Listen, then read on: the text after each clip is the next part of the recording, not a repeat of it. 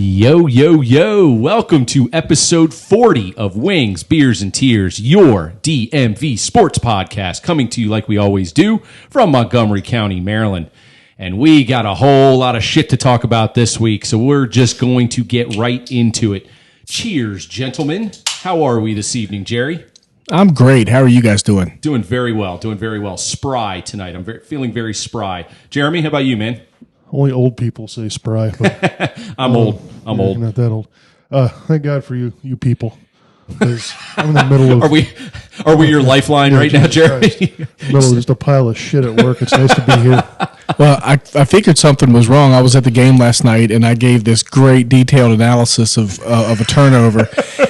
And Jeremy responds, your analysis was only 21% correct or something like that. and I showed Holly, and she's like, is he mad at you? I was like, no, that's how he always is. He's a dick, man. He has no respect for my hockey knowledge. No, he's probably mad at another giveaway that the Caps had. But I digress. We will get to that later. So here's what we've got on tap this evening, because we got a lot of shit going on. Last week in February, which means March Madness is almost upon us. We will get to our dirty Terps later. We will get to some of the bracketology that is starting to come out. And one thing we're not going to get to is spring training because it's still in its infant stages. So the Nats and O's are playing. Baseball is alive in Arizona and in Florida. But we don't really give a shit until later in March when opening day is right around the corner. So we will table that for later. We will also discuss the Washington Capitals. Your number one in your heart, Alexander Ovechkin, got honored last night. We'll go into that in great detail, as well as their much-needed 2 points last night against Winnipeg. But we will start off the show today discussing the impending NFL draft, the current combine, and what our Skins and our Ravens are going to do, because it is going to be a mystery, I have a feeling, right up until draft day.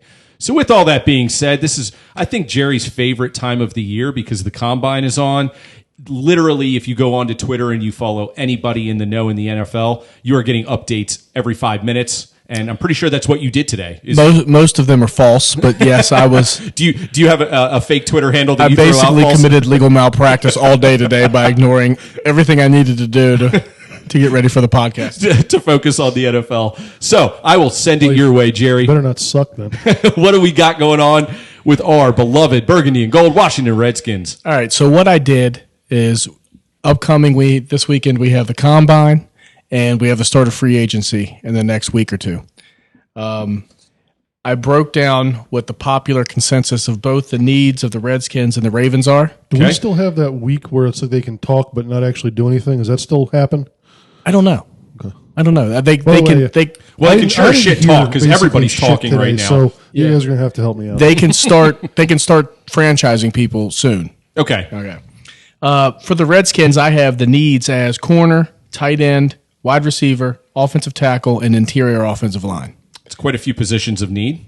For the Ravens, I have the needs at edge rusher, linebacker, inside defensive line, basically the front seven, the wide receiver, and the interior offensive line. Okay. For this purposes of this discussion, for the Redskins, I'm not going to classify as a need safety, edge rusher, running back, linebacker, and QB, even though any or all of those could be upgraded. And for the Ravens, I'm not going to count corner, offensive tackle, running back, or QB as a need. So with that said, you have the combine coming up and you have free agency. Mm-hmm. For the Redskins, some of the names you may want to focus on for the Redskins and Ravens, if you're looking at wide receiver help, these are the names. And tell me, you guys, if any of these jump out at you as someone you might want to go after. Amari Cooper from the Cowboys, maybe franchised, maybe re-signed, but right now he's a free agent. Okay. A.J. Green, Robbie Anderson from the Jets, Emmanuel Sanders. Well, all those guys jump out at me because I've had them at some point or another in fantasy. They all appear to be past their prime, right? Yeah, everybody except for Cooper. Yeah, I don't know about that. I think Cooper's best years are behind him too. Well, he's expensive. I don't think he's worth what he's probably going to get is the problem. If you get him for half of that, of course. You know what I mean? But Right. And he's one of those guys that he's got enough good years left that he's going to want some nice guaranteed money too, right? probably get it. I just don't think it should come from the All of these guys are going to get paid. They're going to be paid top 10 contracts. Robbie Anderson's going to be a It's damn close. Yeah, he had a pretty Christ. big year. I mean, is there that big a void of good wide receivers? Obviously, we had one in Washington. We saw it. Well, I we think go to the bargain. I barrel, think that's what you AJ get. Green's coming off injury, so his Yes. contract term will be short, but it might be fully guaranteed, a big number for a year or two to see if he can prove himself. Those are the wide receivers, and both teams need wide receiver help. Both teams need interior offensive line, that's center and guard help. And the free agents to be are Brandon Sheriff, Joe Thuney, and Graham Glasgow. So, isn't there word that they're now I don't know that they were ever sour on Sheriff, but it sounds to me like this new regime is really looking to keep him in house, give him a new contract. You're afraid he's going to get overpaid, right? I'm afraid he's going to get a new contract. You just don't think he's that good? I think he's good as a good guard. I would much rather have a starting wide receiver and a starting cornerback rather than an elite guard, because I don't think guards get you wins. Okay. I think that's the least important position on the You know field. what? I'll defer to you on that. I just think that the new regime is more Moneyballish than I don't know if that really happens in the NFL, but they're just I see where they're you're not going going to with overpay I got you. anybody. I don't think that's Right. why they're doing what they're doing with Dunbar. Everything they have their numbers in mind. That's what they're going to pay people. If people want to come on board, great. If not, well, Interesting. And here is the free agent crop for tight ends, and I'm doing this in order for a reason.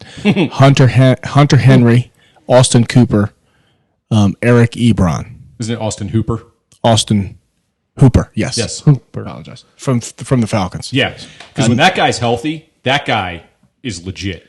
When that guy's healthy. When that guy's healthy. We said that about Jordan Reed for the last 5, 6, 7 years. It is a weak free agent crop at tight end, and it is a weak college crop at tight end. Well, that kind of blows because the Skins are in desperate need of a decent tight end. Which is why I have a fix. You know where I'm going. Oh, Jerry, I've never heard this theory before. What do the Ravens need? The Ravens need an interior guard. What do we have? An interior guard. We have an interior guard. What do the Ravens have a lot of? Tight ends. Why don't we franchise Brandon Sheriff, trade him for who? Hayden Hurst. Hayden Hurst. Okay, I didn't know which one you were going after. Bring him. think They it was can Hayden extend him out. They can extend him out at the Ravens. Now the Ravens have maybe one of the best guards in the league. Helps their run game. The Redskins get a pass catching weapon for their quarterback, which Right. they desperately need. That's a win-win. Makes too much sense. I don't know why it hadn't happened already because I just came up with it. If anybody from the Redskins and Ravens are listening, you guys should think about that. It is worth thinking about. That's a win for both teams. So I understand how important an impactful tight end is, especially if Dwayne Haskins is your quarterback, because that will be this will really be his rookie campaign, hopefully starting early in the season with a new coaching staff, fresh playbook, fresh personnel around him. Because the games he played last year, aside from getting NFL experience, they weren't in-game program experience, right? Because this is a completely different regime, thought process, everything. Right. So a tight end for a guy like Haskins is key. It's the most important thing he could have, other than a running game. He's got to have a safety valve, right? But is Haskins going to be the Redskins quarterback? That's ultimately the question. Again, you can't believe anything you hear because everybody's going to say all the politically correct things, especially Rivera and his guys, you know. But today's report was, Dwayne's in the building almost every day. I see him. We talk. He's working really hard. He sounded very optimistic. I think that's just smoke and mirrors, and I think if they can find another solution, in my opinion, I think Scott Turner and Ron Rivera will go that route because they have no loyalty to Dwayne or the previous regime that drafted him. That's just what my gut's telling me. they have no loyalty to him, but I also think that they know that they're better off if he is the guy because he's already in house. He's relatively inexpensive. They don't have to start over. So that's And I think tight end's important either way because I think what's his name, the OC wants it needs a tight end. Scott Turner. Needs a tight end. I have no idea how they feel about Dwayne Haskins. I am so confused. It's so confusing, right? I know last year, the rumor was that Kyle Smith had Haskins as a 3rd-round grade.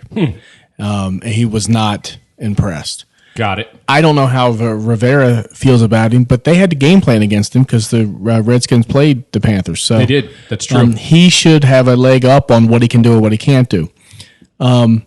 If Ron Rivera believes that Dwayne Haskins is a good quarterback and his ceiling is a good, solid quarterback in the NFL, and he believes that Tua and Burrow are infinitely better. And if you're getting Tua, you're getting the next Russell Wilson. I happen to believe that Tua is a better player than Joe Burrow. I think he's proven it over time. I would take him if I had the first pick instead of Joe Burrow, given that his medicals are working out. Okay. But if you believe one or other will be available, and certainly one will, and both of them are infinitely better than what you have in Dwayne Haskins, then you have to trade Dwayne Haskins, and you have to draft one of those, just like the Cardinals did. You cannot be held hostage by an average quarterback at the most position. And I know it's uncomfortable. I know it's awkward. It's not what we want to hear. We want to hear that last year they got it right, and they drafted the right guy, and he's our quarterback for the future. That's what I want to believe. But I'm not in the building. I have no idea. I don't know what I'm looking at. Right. Haskins played well at the end of the season. Is that the same thing as a September call-up, where you're just playing well against bad teams who don't give a shit because their season's over too, right? And nobody's really playing press coverage, and everybody's just sort of trying to get through the game. Sure. And so he's looking better than he really is, or did he really take to it and impress people? So I have no idea if they're telling me the truth. If they are, then you stay put at 2 and you draft Chase Young. Right. If not, then you draft a quarterback who's going to lead you for the next 12 years to higher heights than Dwayne Haskins can, and you trade Dwayne Haskins and you can get what you can for him. Gotcha. Jeremy? I think they think Haskins is their guy. I think they want him to be their guy. I don't think they're sure he's their guy yet. I'm not a Tua guy. That's one of my I think he's going to be capable. I don't think he's anything spectacular. I kind of feel the same way about Burrow.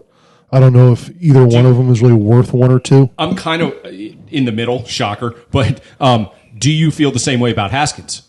Do you think he is an okay guy? You could win with him, but his ceiling isn't, tremendous. I mean, I think he's in the same boat. So you get him at 13 or 15, whatever it was last year, 15, then you're in much better shape than to spend a 1 or a 2 on, well, not a 1, but to get Burrow or Tua at 2, I'd rather get either the Hall or Young. Absolutely. Well, if you believe that Haskins is in the same category. And that's kind of where I was going with that question, because it depends on who you ask. Right. It depends on, projecting the tea leaves for the future is the most inexact science, right? Right. Because, you were going over like how the draft experts will give them grades and metrics and everything else. Well, there's obviously flaws in that, because there's guys like Ryan Leaf that never make it, and there's guys like Tom Brady that are, just it's generational talent. Science. So it's not an exact science. So I'm just glad that they have some people in the building with some balls that are going to say, this is what we believe and this is the route we're going, because then at least we have some direction. It might not be the direction we agree with. They might be wrong, but at least they will have some conviction about that. And I still think, as far as salary cap goes and the short-term and potential long-term success, the best case scenario is they do love Haskins. They think this guy can win 10, 11, 12 games in this league. He can get us into the playoffs. He can win us some big games. And as a result, you take the Burrow and Tua carrots off the board and you draft Young, or you entertain whatever big trade package may or may not be in play. Exactly. You meet with Tua and Burrow regardless if you have already concluded that Dwayne Haskins is your guy. Of course. Because you want to find a sucker. Yeah. You want to find someone who's going to panic and say, even though I love Chase Young, they're giving me 4 number ones. That Miami has given me 5, their 2 first-round picks this year, and their first-round pick next year. Like a sucker's bet. I mean, if you get something like that, you're committing malpractice by not taking, because no one player is better than that. Hell, you probably trade back up to 3 at that point if you needed to. If something like that happened. So yeah, good call, Jay. You're right about that. So there's so many options. So you always play the game. Well, one of them, you said one of them will be there. You don't know which one. You have to interview him. You're irresponsible if you don't. Exactly. Right. And what happens if Cincinnati takes him or trades out? Yeah. And that team comes up and takes Chase Young. And now what do? You have to be prepared to do anything. Right? God, is there a dirtier time of the year for big business just to do backdoor deals and handshakes? Well, that's what Kyle Smith said. Completely full of shit. We have gone over every scenario. And let's say every scenario, boom, now we have Burrow hanging in there. What do we want for him? Who are our trade partners? You have already talked about that. Boom, what happens if we don't like Dwayne as much as we say we do? Right. And boom, we draft Tua. Who are our trade partners for Haskins? One thought comes to mind, the Chargers. They need a quarterback. He's got a history with the Chargers. You can sort of have something worked out. Isn't it refreshing to have somebody in the building that has all these permutations done? They're doing their research, and they're going in with an open mind saying, we need to be ready. And by the way, Kyle Smith has impressed Rivera and so far, Al, yeah. And he's an impressive guy. I've been advocating. He should be our GM. You've said it for a while now, but now that he's more in the limelight and you're hearing interviews and you're seeing a lot of what he's done in the past and what he's doing now, guy's done the yeoman's work for a long time. I mean, he's been behind the scenes doing a ton of prep the last few years, and it really shows. I'm impressed by him. There are 3 reasons why, back to Brandon Sheriff, this all ties in together, why I am against giving him a big deal and a long-term deal. One is he's a guard, and that's the least important position. 2, he's not durable. He's missed a lot of games. And 3, if you read the tea leaves, you got to pay Trent Williams. Trent Williams is coming back, and he's making $16 million a year on a new contract if he comes back. I think we can put the rest why he held out, and it had 10% to do with the training staff and his health, and 90% to do with, I want a new contract. Right. That's what it is. Because I think we basically have been saying that all along. Oh, you said that from day one. Because all of that is rectified, and he's still not coming back until you pay him. Right. And I don't necessarily, I mean, I sort of want him to go somewhere else, but whatever. But if you have cap room, if you have to pay him, he's much more important than Brandon Sheriff. No question about it. Much more important. And if you can let Sheriff go, tag him, trade him, whatever, and then you can re-sign Flowers, and you have Wes Martin there. They're interior guards. They're fine, yeah. They're always surrounded by people. Right. Right. If you re-sign Sheriff and have Flowers and Sheriff together, or Martin and Sheriff together, you're not going to win any more games than if you have Flowers and Martin. You're just really not. I got you.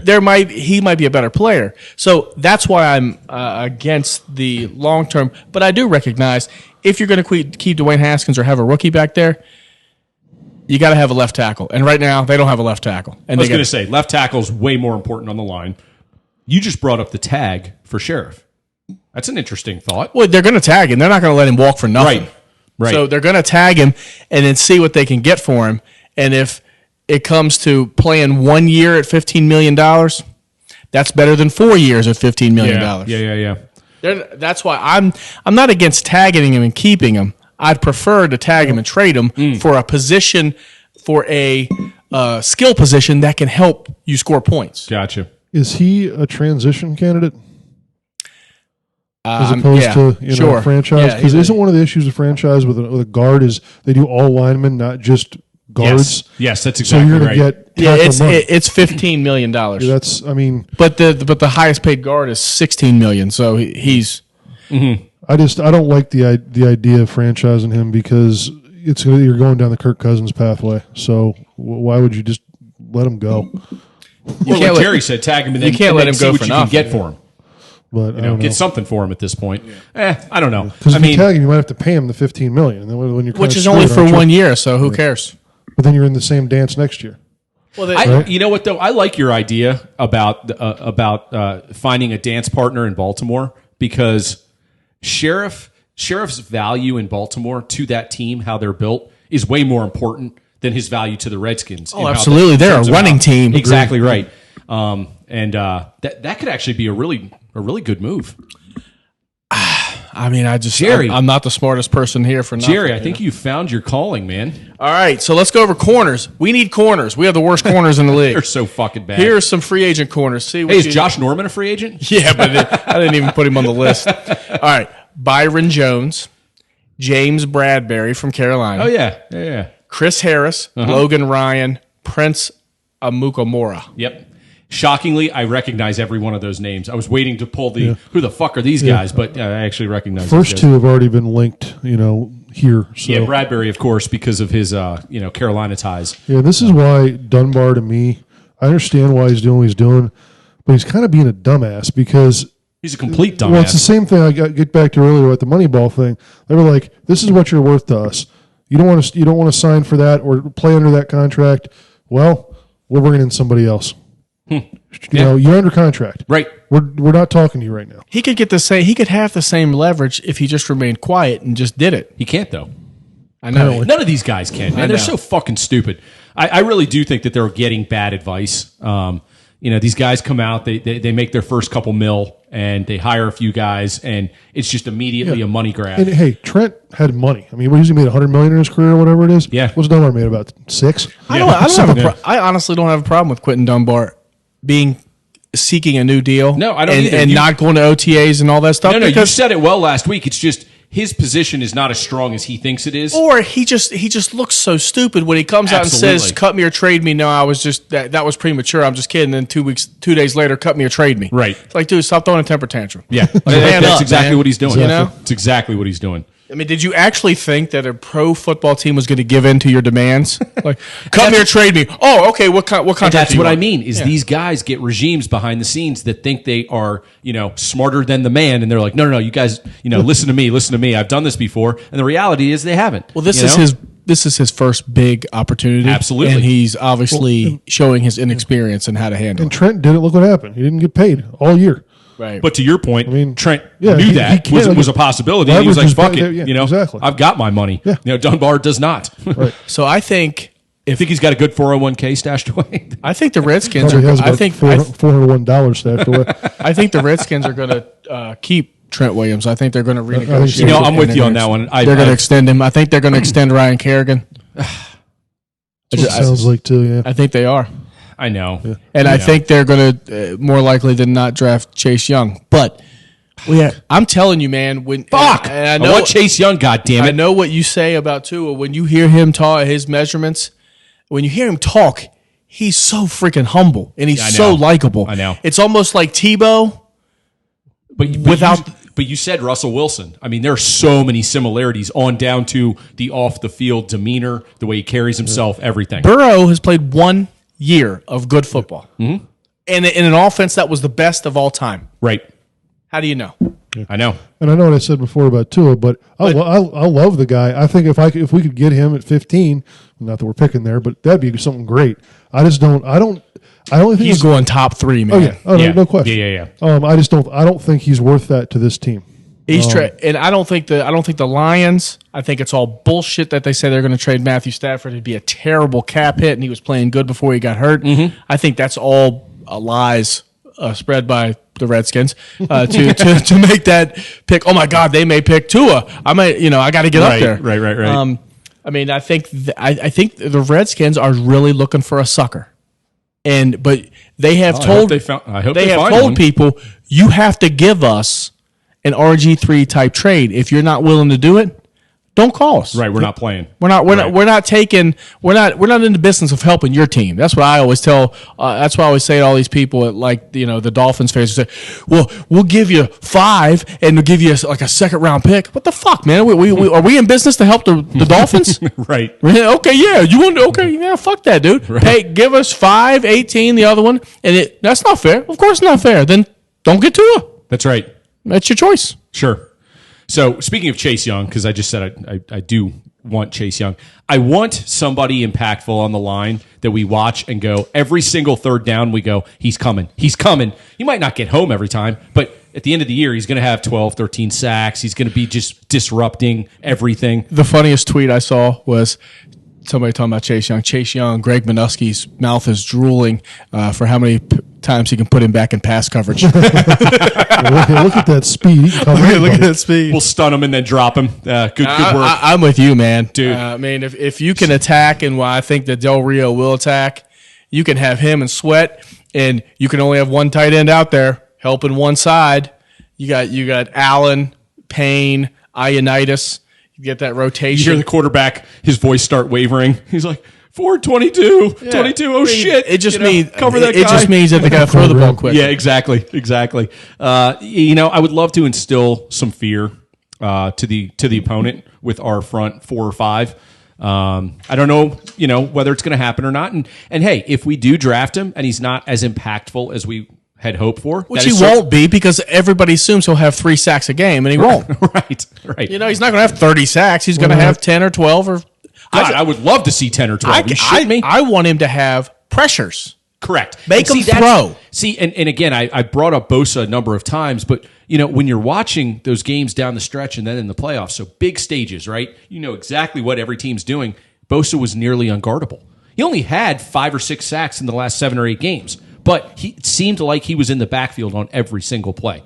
And that's just it. You don't have to make the play every time, but make a play and make them adjust on the fly. We have 0 players on the roster that can do that right now without some complementary help. So if you put Young in there, now Sweat becomes more dangerous. Now the interior linemen can do their thing and push up. I mean, again, one guy doesn't make the difference, but one guy can make that domino effect and make the difference across the board. I think we talked about a little bit last week, that you draft Young, you've got your front, you got your front for a decade if you want to keep him. Yeah, if you really want to keep him, absolutely. You don't have to worry about it for a long, long time. Yeah. All right, so if you're watching the Combine, like I will be, these are some names. With popcorn. These are some names, if you're Redskin fans, to pay attention to.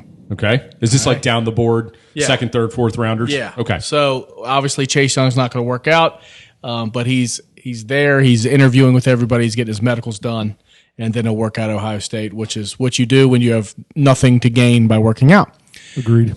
Cornerbacks. Jeffrey Okudah, we will not get him. Christian Fulton from LSU. Bryce Hall from Virginia. C.J. Henderson from Florida. Trayvon Diggs from Alabama. Those are guys to watch for the 3 through 5 are probably second to third round picks. Maybe if there's a run, they'll go earlier. All good players. And real quick, we do not currently have a second rounder, correct? Not yet. Okay. Correct. No. All right. You got to use that to get Sweat. Gotcha. So that's why if we do parlay and do some sort of trade, not only the other team's first, but their second round pick is vital in that exchange. Okay, continue. Sorry. All right. So the interior offensive lineman, which is certainly guard center, which the Redskins need. Who's this year's Martin? There's a dude named Creed Humphrey. Oh, that's a fantastic interior lineman name. There's a guy from Wisconsin. I can't say his name. Tyler Biadazaza. Who cares? He's from Wisconsin. Yeah, he apparently can play any position on the line. Trey Smith from Tennessee. Yep. He's okay. Tommy Kramer, Jake Hansen from Oregon. Tommy Kramer's from Notre Dame. So those are guys that'll be available in the third round. Some of them. Tight ends. This is your crop. Oh shit. Certainly nobody from Maryland. Bryson Hopkins from Purdue. The fuck is that guy? Cole Kmet from Notre Dame. Okay. I can't pronounce his last name. Albert Acu something of a bomb. I don't know. He's from Missouri. How's it good? Can you pronounce it? Not a chance. Yeah. And my guess is from his last name, he's not originally from Missouri, but continue. Hunter Bryant from Washington. And Grant Calcaterra from Oklahoma. Yeah. So all of those guys are second to fourth round picks. Okay. They'll be around, but no one. But as you said, excited. nobody really sets themselves apart as there's no guy coming in here where everybody's drooling going, okay, this guy. But if they can walk and talk at the same time, they come and start for the Redskins. Probably. As with the current crop they have right now. That's fair. So watch those guys. Maybe one of them will impress. Really good offensive tackles. They got Thomas from Georgia, Tristan Wirfs from Iowa, Alric Jackson from Iowa, Austin Jackson from USC, Alex Leatherwood from Alabama. All those guys are top 2 rounds. Gotcha. So they won't get them. if you're Ravens fans, these are some interior front seven guys to watch. Okay. Derek Brown, Auburn, stud. Absolute stud. Marvin Wilson, Florida State, stud. Javon Kinlaw, South Carolina, stud. So you have 3 studs in the first round for interior defensive line. Do you think that's where they go with their first round pick? I think they go front seven. They'll go. They're not going tight end. No, I think Brown will be gone. Wilson may be there. More trade bait, Jay. More trade bait. Brown will be gone. Wilson will be there. Maybe Kinlaw may be there. AJ Espinoza from Iowa, he may be there when they draft. Curtis Weaver from Boise State, he's probably a second rounder. Willie Gay from Mississippi State at linebacker, he'll may be there when they draft. And a guy from who a lot of people are the linebacker from LSU, Patrick Queen.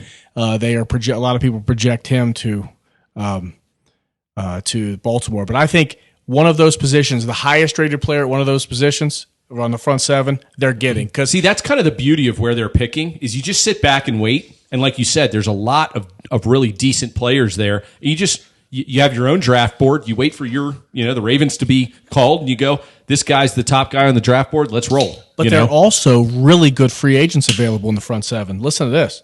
Jadeveon Clowney, he'll be franchised. Chris Jones, he'll probably be franchised by Kansas City. Yannick Ngakoue, is that how you say it, from Jacksonville? Ngakoue. Yeah. He's a Terp. He's a Terp. Yeah, he's there. Yeah. Shaq Barrett, outside linebacker. Eric Armstead, defensive end, had a good year for San Francisco. Yes, Dante Fowler. Oh, yeah. And then your own guy, Matthew Judon, is the 7th best. So why overpay him when you have all those people you can court? Right. So my guess is they will have, in the first round, the Ravens, if I'm the Ravens, I'm drafting my first round pick and getting a free agent front seven and just making that locking ridiculous. Right, locking up that front seven the best you can. Right. And it's the Ravens, dude. Everything works out for them. It really does. Watch this Kinlaw guy who killing everybody at the Senior Bowl, and everybody's raving about 6'5", 327. Watch him drop all the way to the Ravens. Sure. And he'll come, and he's the next Haloti Nada. That's how it works out, man. Kind of similar to what happened with the Skins. They got, their interior line guys that were possibly top 5 that dropped to whatever, 16, 17, that kind of thing. Yeah, but they're always injured. That's why they're dropping. Yeah. All right. Well, the combine is exciting, but it's also it's exciting for those of you like Jerry that really have no life. They enjoy those second, third, fourth round guys. Yeah. And because that's who is going to shine at the combine. I just like watching really fat people move. Like, you have a 320-pounder and he's running a 4.8. You're like, what the how's that even fucking possible? So real quick, before we move on to the Caps, so the videos of Chase Young are going around. You sent us one. I've seen a couple others. Jesus. Holy shit. How much does he weigh right now? I think 270. No fucking way he weighs 270. 6'5", 6'6". Jesus Christ.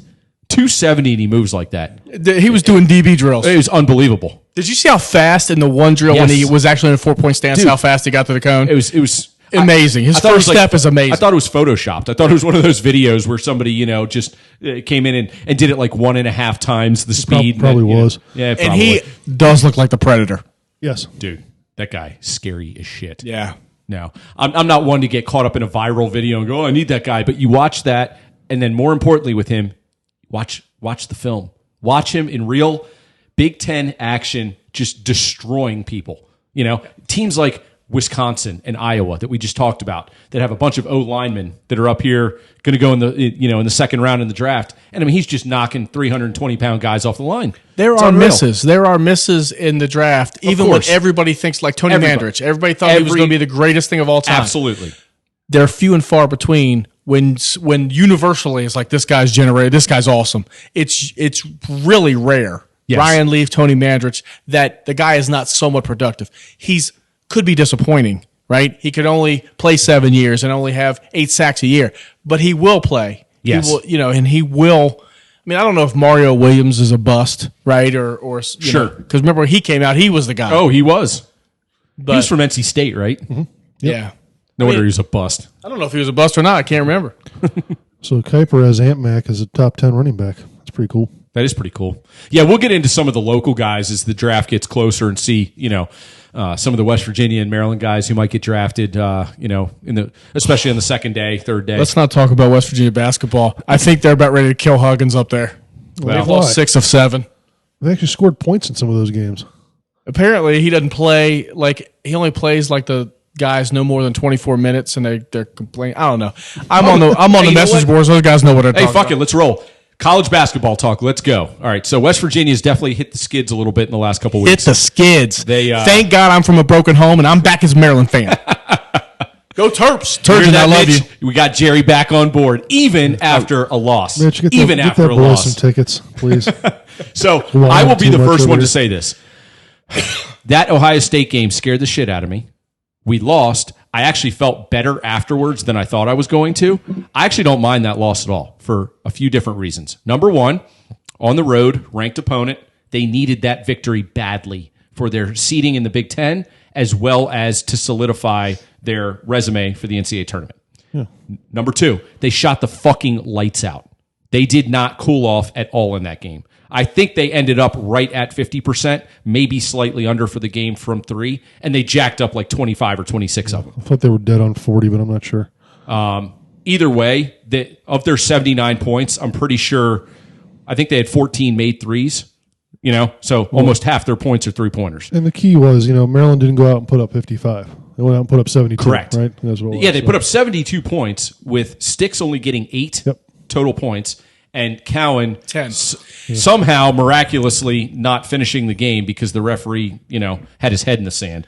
So basically everything that could have gone against Maryland went against Maryland. Well, I mean, you can't win when your best 2 players score 18 points combined. Correct. Yep. So agreed. Those guys got to be in the third. They combined 30 to 40. Absolutely. But like I told Jeremy, at least we were in that game, and we had possessions with the ball only down 4 or 5 in the last couple minutes. If you had told me Ohio State was going to put up damn near 80, shoot the lights out, and Maryland was going to be just mired in foul trouble and shitty calls, I would have been like, we're going to lose that game by 20, and we didn't. If you ain't first, you're last, Todd. Fuck moral victories. What do you think, Jeremy? Fuck off, Jerry. Yeah, I agree with that. The fuck off Jerry part, that is. But no, I'm kidding, of course. At least when it comes to the Terps. Now our next topic. It's going to be boxing gloves. I can't wait. No, but I think that if they make the right call, which it would have been a foul on, was it Wesson? Yeah. It would have been down 4. Cowan's still in the game, and who knows what happens. Yep. So, I mean, just to your point, I'm not getting worked up over the L. It's fine. You knew it was going to happen at some point. Correct. The thing I don't like is how tough the home stretch is here. And they go 1-4. That's not going to be a good look. No. But it's very possible, and they don't have to be really bad for that to happen. That's the only reason why I'm frustrated that the 3 jackasses in stripes just are that incompetent. But other than that, I'm not really disappointed by the loss. Nah, loss didn't bother me that much if they can parlay that into a good performance tonight. Tonight's game worries me. It's tough, yeah. Yep. Tough game. And I even said this last week before the Ohio State game. I said, I don't like that Wednesday night at Minnesota. 9 o'clock, somebody else's building. Minnesota's 13-13, I think. But you said it, 10-4 at home. And they've got the leading scorer in the Big Ten. Or no, second leading scorer in the Big Ten, and he's the leading rebounder. Big-ass so center. It's going to give Sticks trouble, at least Absolutely. on the defensive So end. He's going to be a nightmare down there. And them being 500, obviously they have no sights set on the NCAA tournament. They're one of those NIT teams, potentially. Aren't they still like a top 50 net, though? I mean, they are, but there's just so few spots. But this could be a trademark win for them this season. They're going to sell out the building. It's going to be loud. It's going to be annoying. And if we get off to a rough start, I mean, it's going to go right down to the wire. I think it is too. Indiana beat them at home at Minnesota's place a week or 2 ago. That was last week. By 13. Yep. But Maryland should win by double digits. So that game. Why is Minnesota favored? Because nobody has respect for Maryland. They think they're soft. They listen to me too much. Actually, I heard a stat. There's only been 3 games this season that a road team in the Big Ten has been favored. One of them was Maryland at Northwestern. So bottom line is your bottom feeders in the Big Ten still have decent home records, and they are a nightmare to play against on the road. And that's just the nature of the beast in a very competitive college basketball conference. This just in the NCAA tournament, you're going to have to beat good teams. Yep. Breaking news. Thank you, Jerry. Yeah, but you're not going to have to beat them at their home arena. They're 13-13. 10-4 at home, Jerry. It's Minnesota. I agree with you. So What are we playing? Fucking hockey? dude, in the end, is the game going to be fucking close? Maryland would definitely lose to Minnesota in hockey. Maryland should win by 10. Yeah, I mean, it'll be close for the first 18 minutes. And then Maryland should pull away and be in control. So, and I hope that they do. Bring back Juan Dixon. I certainly hope that they pull away, but I will say this, in that Indiana-Minnesota game last week, Indiana was up 2 with 8 minutes to play. They just didn't have the horses at the end. Indiana made shots, made their free throws. They end up winning by 13. That game was close for 30, 32 minutes. I anticipate the game tonight being like that, which is why... Well, Cowan and Sticks. You're going to be asleep, so you're not... Frick, I'm going to watch the intro, and then I'm gone. Cowan and Sticks, they need to have combined 35. Yeah, that would be nice. I'd like to see Wiggins continue his development because I thought he was the shining spot against Ohio State. That guy can just fucking shoot the ball. He just nonchalantly goes out there and puts up numbers. Yeah. And then there's some games where he does do anything, but it's the same nonchalance, obviously. But you know what? I was thinking about that. There are games his score line doesn't look very impressive. He's not really getting that many looks because if Cowan and Sticks are dominating the game, he's like 2 for 8 or 5 for 8. Exactly. but if they're on the bench in foul trouble, if we need that little shot of adrenaline, let him put up 8 to 10 threes. You know? Here's why I think Maryland wins, and I'm going to break out some actually logic and not just be an asshole. Minnesota's best player is a center.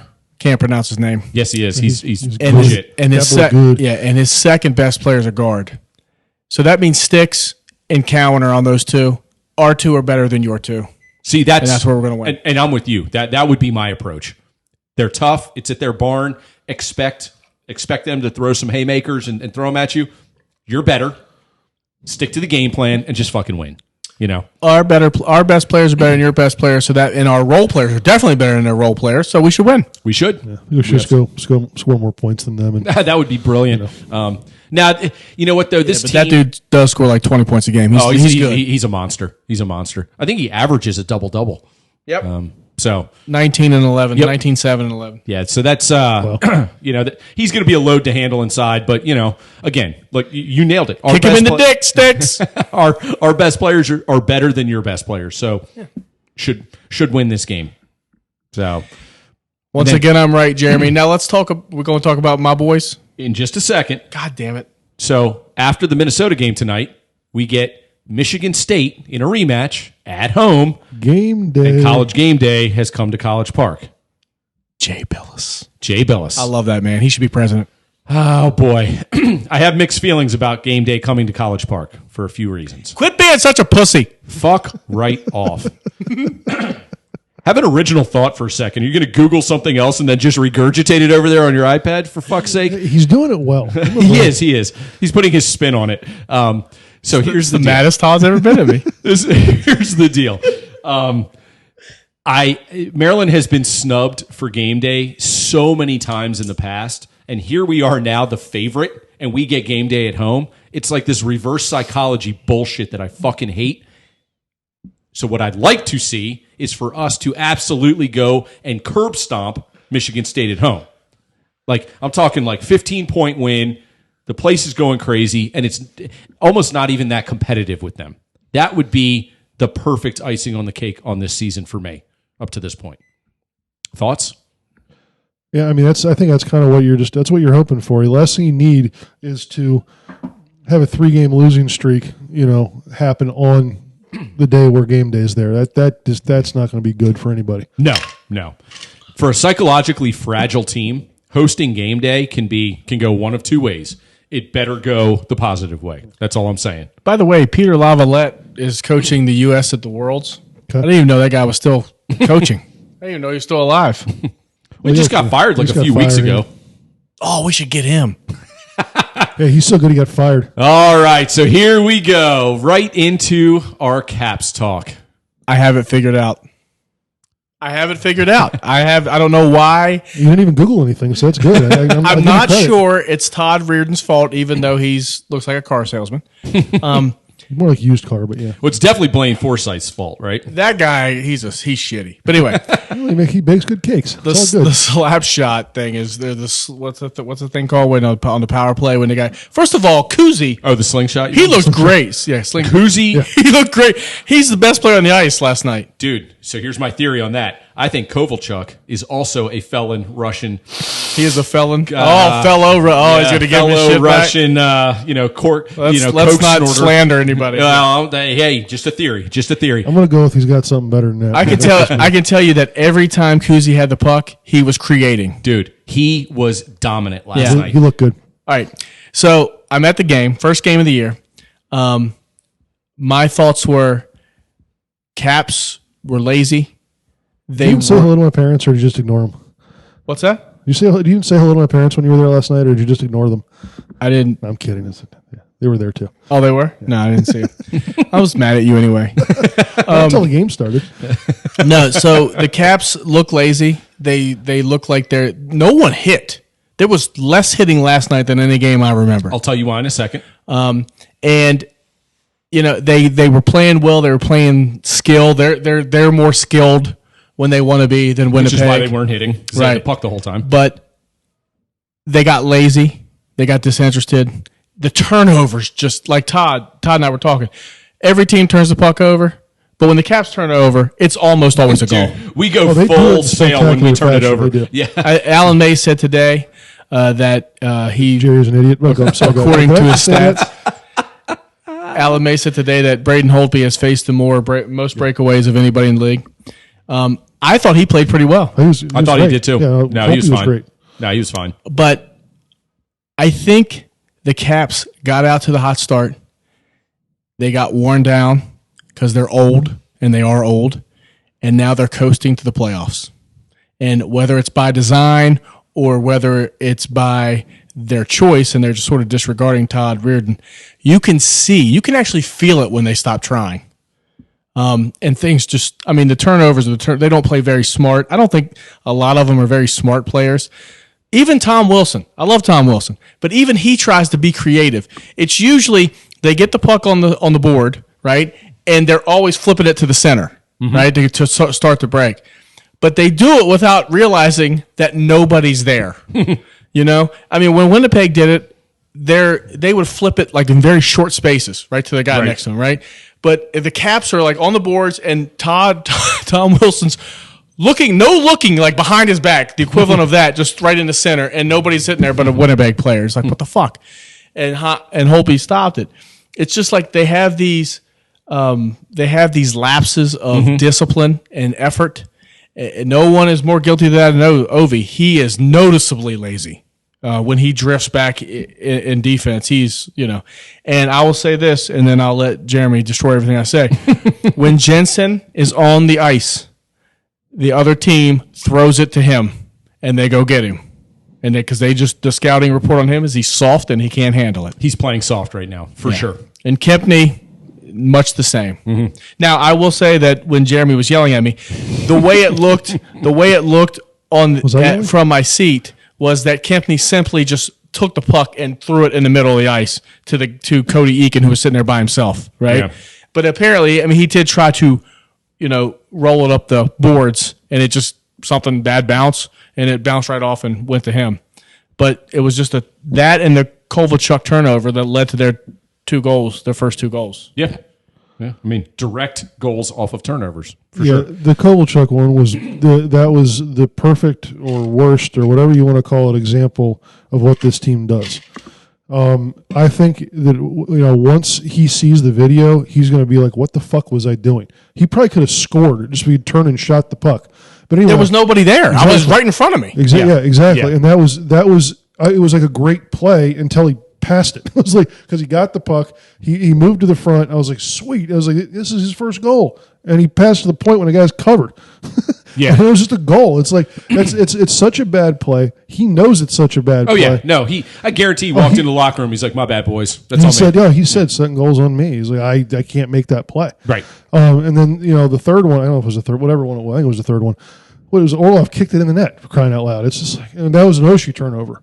Right. And that's and that's what they got to cut down is those turnovers. There's no question about that. If they don't cut those down, they're not going to go far in the playoffs. Mm-hmm. But I think these things are very easily correctable, and I'm seeing a lot better play out of them for the most part the last few games. Because what Jerry's point, you actually didn't say much I disagree with at all during that whole thing. That's amazing. That tip to the middle that you're talking about can be a problem, especially if 2 or 3 guys are already gone, and that ends up being a turnover. What they were doing last night is that gap between the forwards and the D was much, much smaller. So you turn that over, that's fine because 2 guys can just turn back and cover. Exactly. No harm, no foul. Exactly. You just know you didn't keep possession, know you didn't get an offensive possession, but you also didn't give them a chance. They're doing that many, many times, except for the 2 we just talked about. So you know what this team reminds me a little bit of? Watching that game back last night on DVR, they remind me of the Kings when the Kings won their second of their 2 cups a few years back.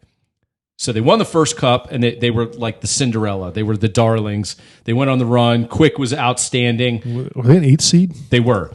Everything just fell right? And obviously the Caps' first cup, we weren't an 8 seed. We didn't come out of nowhere, but things similarly fell exactly right. The synergy was there. Everything seemed to work. The second cup run was way different. And going into the playoffs, they weren't playing great. It was like, this team looks old. They look slow. They look disinterested. All the things that Jerry just said. Because I agree with you, Jerry. They do look a tad old. They do look a tad slow. It's because they're the oldest team in the league. Exactly. And they definitely look disinterested.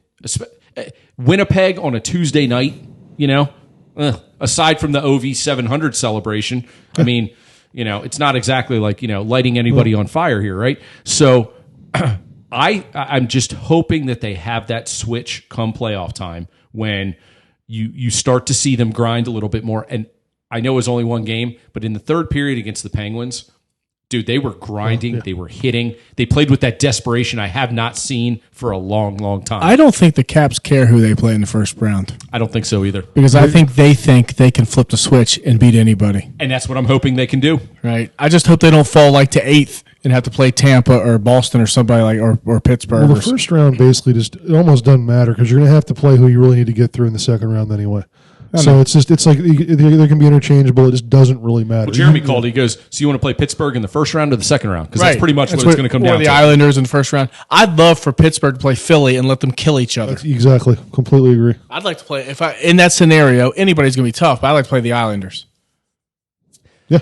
Yeah, I mean, pick your poison, right? Every single team has something that can hurt you, but likewise, you hope that you have the potion that you can instill and hurt the other team. Hopefully, the Caps are ready now mentally to just get on a heater and start playing like they were and pick up the energy. That's why that's what was the most disappointing last night because I thought, okay, they beat Pittsburgh, they're up 3-0, they're sort of getting their mojo back, and then they just stop freaking playing. See, and that's what bothers me is the late second period goal really bothered me because if Winnipeg doesn't get that. There's no way Winnipeg comes back and gets 3 in the third. You're right. No chance. That late second period goal was, that was a bit deflating. And it could have been 7-0 Caps where they were buzzing. I mean, they had chance after chance after chance. Again, that's why the hits in the Pittsburgh game were so disparaging. Pittsburgh carried the play for a good portion of that second period, and we counteracted that with our physicality. We had no need for that last night. We had the puck on our stick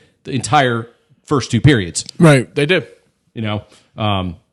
But that's how I want the Caps to play.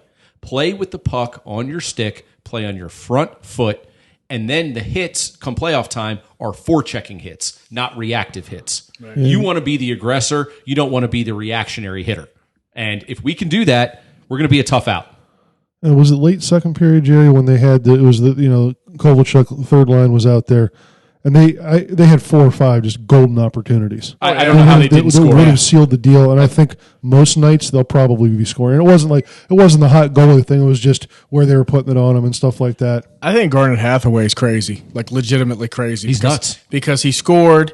he got amped up, and then he immediately sought a fight. Yeah. It was like he was like angry he scored. You know when you look at certain people and they just have that like little like synapse, you can almost see through their eyeball. Yeah. You're like, oh my God, that guy's nuts. Hathaway definitely has that. Yeah. That guy's fucking I crazy. mean, he fought I love him for for it. like no reason whatsoever. I'm just so No, glad we have him. Because he destroyed the guy with a clean check, and the guy came back after him. okay. Well, I didn't see that. You miss so much when you're No, there. absolutely. No question about If you it. get a chance, he destroyed. I mean, it was the guy he fought. I forget who he was, but he destroyed that Yeah, guy. it was a perfectly fine check. Completely clean as a whistle. Well, they're going back up there tomorrow. Yep. Same teams. Yep. I don't think Winnipeg's that good, but They're not.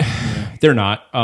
They're skilled. Yeah, They can score. a lot of offensive talent. Well, and that's why if you turn the puck over, we could be down 3-0. right. We could be out shooting them 13-3, and they could pot all three if we aren't careful. I don't remember his name. I think the guy got their first goal. He's a 30-goal scorer. Yeah, Ehlers? No, not Ehlers. It was the I forget his name. Maybe it wasn't the first Connor. goal. Connor. Yeah. Connor got the yeah. breakaway. He got the second goal. That was second goal. Okay. Yeah, I definitely got him mixed up on that. But yeah, no, but that guy, I mean, put him with Line A and Scheifele and Wheeler. I mean, They got some serious they can offensive go. talent on that team. Gudis and Kempney look very slow. Well, Gudis Also, is yeah, slow. One thing we haven't mentioned yet, and I don't know how it looked to you, but it was pretty obvious on TV. The ice was absolute garbage. Yeah, Pucks bouncing, guys falling. They It was would that- I think it was- clean it, and it I would loved get, your But I text think it last was a night. You were call, like, yeah. they're just falling for no reason. I was like, yeah, there's a pretty good reason actually.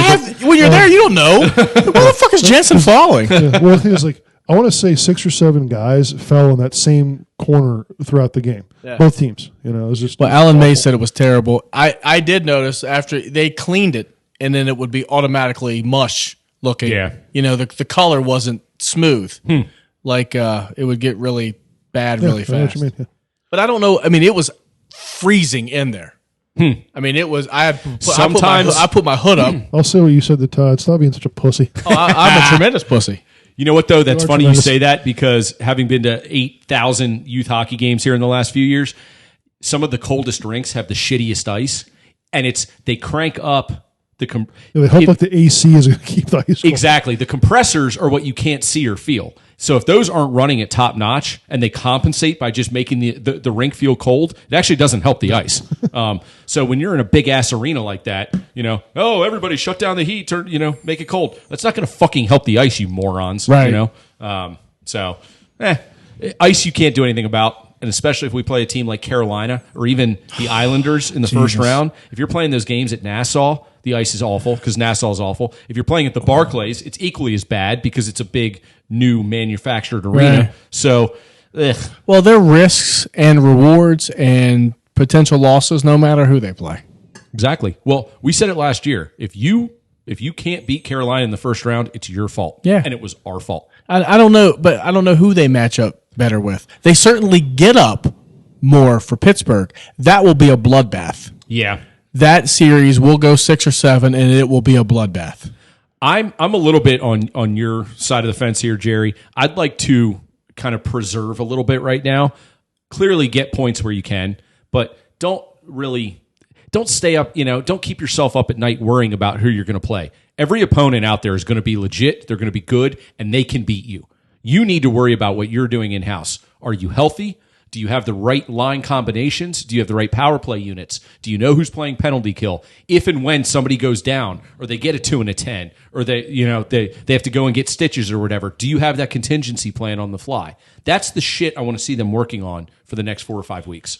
Why does Kempney go down to the third pairing instead of Jensen? I don't know. Well, right now they're just still playing with pairs. I think they know what they have in each one of these guys individually, so they just want to see who works best together. And I think that I don't think they want to put Kempsey, that's good, Kempney on his wrong side, and they don't mind doing that. Like Orloff, they might end up doing that with. So it may end up being that you have a Dylan Orloff pair when the playoffs come around. That dude might be our best defenseman. Dylan is a beast. By the way, Overall, he might be in terms of, Carlson obviously is your guy. He's the minutes eater. He does everything. But Dylan's a player. so He's a player. not like he needed to endear himself to the fans because this fan base loves we've had the success. Oh, when he pitched Malkin in the face, it was awesome. Did anybody else notice that Malkin was only throwing punches if there was a linesman in between them? Like the entire hockey Jesus world did. Christ. There were so many memes on What an Twitter asshole. and Instagram. It was so funny. They were like, Malkin, you want to go with Dylan? Just wait for the linesman. Like, they didn't get your Right. shots in. Right. It was so great when the was linesman moved pathetic. out of the way and Dylan had 2 straight shots at him. Malkin literally put both arms up and covered himself. The linesman comes back in. Malkin's thrown from the side. I like how Dylan gets 4 for roughing for that. He beat the crap out of him. Jeremy was impressed with what Pittsburgh did at the deadline, which is words I never like to hear. What do you think about what do you think about the Islanders and what Pittsburgh did? I thought the Islanders, the Flyers, the Penguins, and the Caps all made shrewd deadline moves. They didn't sell the farm to get anyone, and I think all of them got decent, NHL players that are going to help them in the short term. Yeah, and it wasn't as much strictly deadlines. I guess they got Zucker a few days before, just like Dylan. But Well, that, when to I me, say that's- deadline, I mean within that That's time why I frame. was saying Yeah. that too, because Yeah. to me, Zucker was. I mean, that's like as soon as he went to Pittsburgh, I'm like, God. I had the same fucking thought. I I was was like, like, God he's the- damn it. He's the guy that if we play them and it's a 7-game series, he's going to get 5 goals and it's going to piss me off so much. And guess who's going to get the assists on him? Marlowe. The son of a bitch. Well, I think Marlowe could do the same damn thing from he's playing with Crosby. It's like Marlowe can't do it by himself, but he can certainly finish for Crosby. Dude, that That guy. sounded gross, actually, but whatever. and not that old. Fuck, Jared. and accurate. I think we should go out on that note this week. Little double entendre to end the podcast. Did you guys this see week. Sidney Crosby break a stick? It That took was him like so great. 15 times. That was so great. Yeah, he couldn't do it. He's like, he was like, This is not fair. It's not fair. Dude, he was so pissed at himself. Like that whole play. True. No, he turned the wrong way. When Oshie came around, Right. he completely took the wrong angle. And when he saw the puck go in, he went, fuck, Sid, what the fuck were you just doing? He was so mad at himself. It was great. and then he couldn't break his stick. It was I hilarious. know. Well, those composite sticks are tough.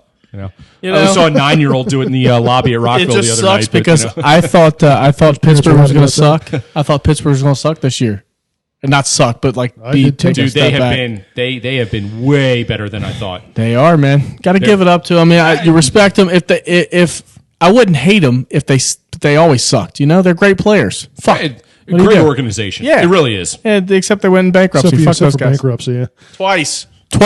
Way to ruin people's lives, Pittsburgh. I guess I won't tell you that my uncle helped bail him out a couple times, but that's a different story for a different day. Fucking traitor. Allegedly. Allegedly. Leave you guys on a cliffhanger until The next week. only team that has not congratulated Ovi, by the way. Fuck them. Pittsburgh. I thought, Sid did, though, didn't he? When he passed Mario Lemieux, maybe he was high. I don't know. But he didn't congratulate Well, him. Yager did. Yager last night, they did in a video tribute. Yep. He came out and said something to the effect of, Gretzky better be scared or something. Yeah. He goes, because Ovi's coming for you. Ovi's coming for you. So awesome. Well, with that being said, Ovi, to many, many, many more. Obviously, everybody's talking about 895 being the key number, but in the short term, I'm thinking 55 this season. It'd be nice to see him go on a heater down the stretch here and, just continue to get some points. Playoff goals don't count, though, correct? They absolutely do. Not for the... Not for the 895. Oh, no, not for the 895. Right. I mean, of course they count, yeah, but not for the record. No. So, hey, it's gonna be a hell of a run here, and I'm just really hoping to preserve the health of this squad. Make sure that we're hitting the playoffs as healthy as we can be, in as good a mindset as we can be, and I do think we can make a deep run. I do think the parts are there. And I said it before, I could see us going out in the first round. That would just break my fucking heart. It would break my heart, too, but I think the parity It would break Holly's heart because she knows living with me for the week after that would be just awful. Would you smash that picture of yourself holding the cup if they go out in the first round? No, Never. never. Forehead. Just take it to bed with you and caress it for the memories. I would smash all the family pictures. Take it out on something else. I would Perfect. never mess up my sports memorabilia. Oh, and with man, that, we good will man. see you guys next week. This is Wings, Beers, and Tears. Have a great week. We will talk to you next week. See ya. See ya.